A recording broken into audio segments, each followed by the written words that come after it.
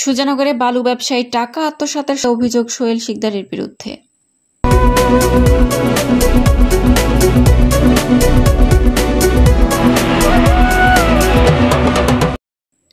আসসালামু আলাইকুম।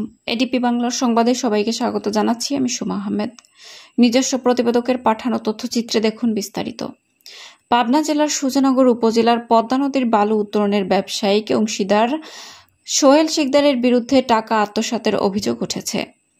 নাজিরগঞ্জ ইউনিয়নের রাঘবপুর গ্রামের সোহেল শিকদার গত কয়েক বছর আগে বালু মহল পাইয়ে দেওয়ার কথা বলে হাসামপুর গ্রামের আলম মোল্লা, জাবেদ আলী শেখ, মোহাম্মদ কুদ্দুস পাগল, কালিকাপুরের জলমত শেখ, রাজবাড়ী জেলার আকরাম আলীর কাছে থেকে বিভিন্ন সময় নগদে এবং বিকাশের মাধ্যমে 5.5 লাখ টাকা হাতিয়ে নেয়। ভুক্তভোগীরা জানান, বাবুল শিকদারের সহযোগিতায় আমরা বিভিন্ন সময়ে এই টাকাগুলো পরিশোধ করি। ভুক্তভোগী আলম মোল্লা আরও জানান, সরকার পতনের পরপরই বালু মহলের নিয়ন্ত্রণ হারিয়ে ফেলেন সোহেল শিকদার। সে সময় তিনি গা ঢাকা দিয়ে থেকে আমাদের টাকা এবং পার্টনারশিপ থেকে বঞ্চিত করে।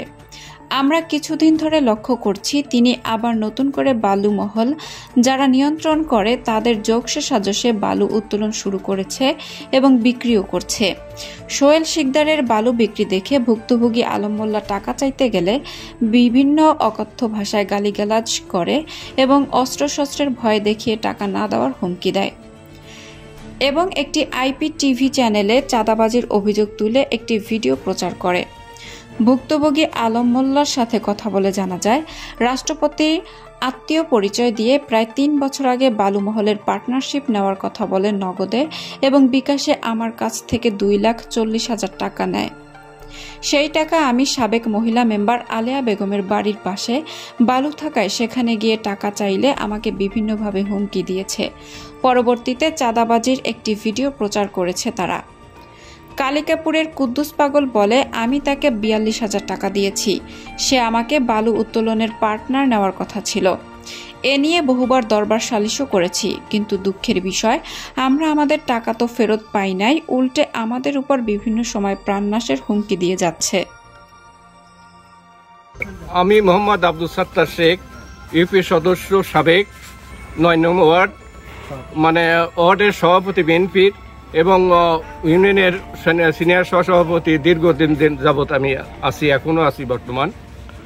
আমি পাইতে পাই কি, এটা নিয়ে আমি বেশ কিছুদিন আগেই শুনেছি যে এনতে বেশ কিছু টাকা পয়সা সোহেল শিকদাররা নিচ্ছে।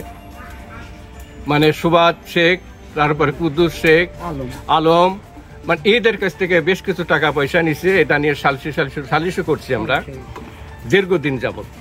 তা এখন এই টাকাটা নিয়ে এদের মধ্যে একটা গ্যালজাম, টাকাটা চাইছে কিন্তু টাকাটা না দেওয়ার কারণে এই জিনিসটি নিয়ে একটা গ্যালজাম নিউজ করেছে।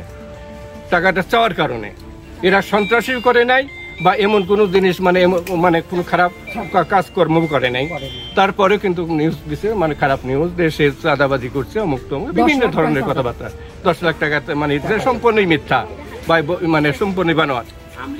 তো একটা জিনিসটা হলো যে এখানে যে বলছে যে আলম মোল্লা সে আওয়ামী লীগ করে, সে জিয়াউর রহমান সৃষ্টিনগরের থেকে সে বিএনপি করে বা আমাদের সঙ্গে সে আজও আছে, ভবিষ্যতেও থাকবে বলে আশা করি।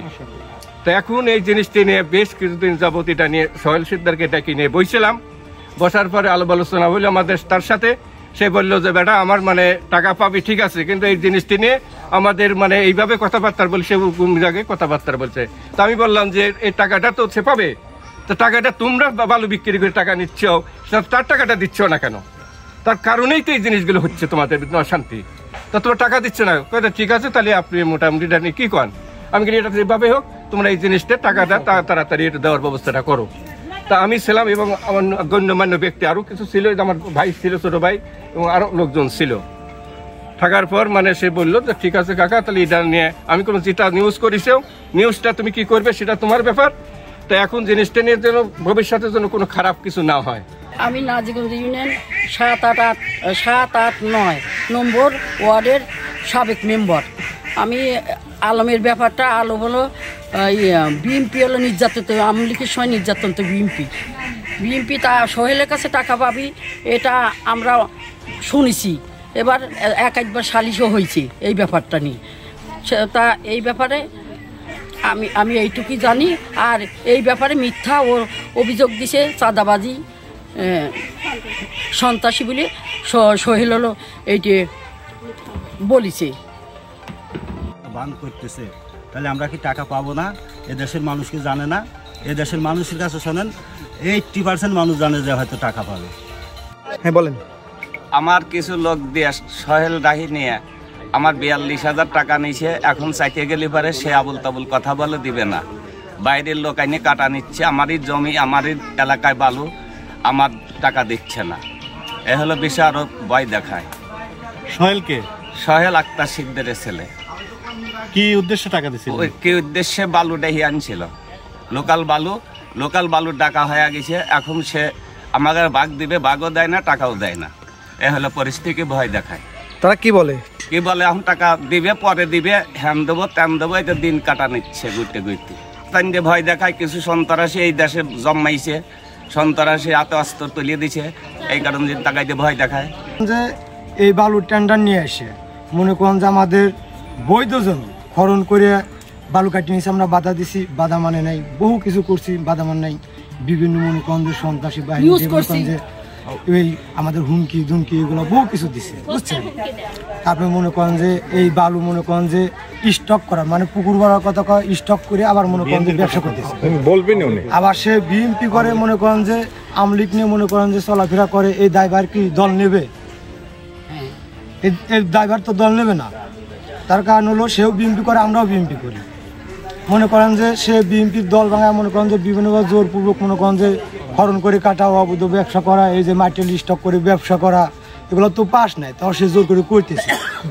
বিএনপি তো সবাই করে, একে বিএনপি কি দায়ভার নেবে? বিএনপি দায়ভার নেবে না। আমরাও দল করি, আমরাও বিএনপি করি। আমি মুসলমান বর্ণা খাতুন, আমি মোহাম্মদ আলম মোল্লার মেয়ে।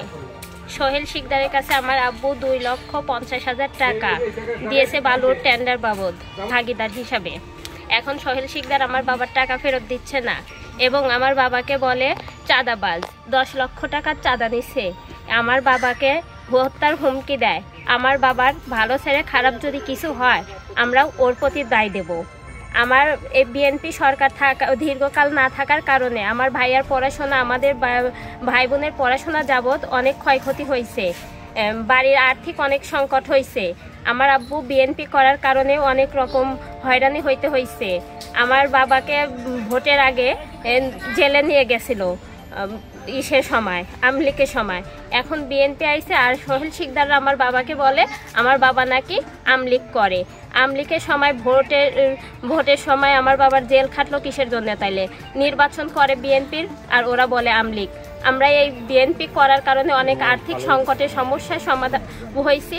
এখন আমরা এর সমাধান চাই। আমার আব্বুর 2,50,000 টাকা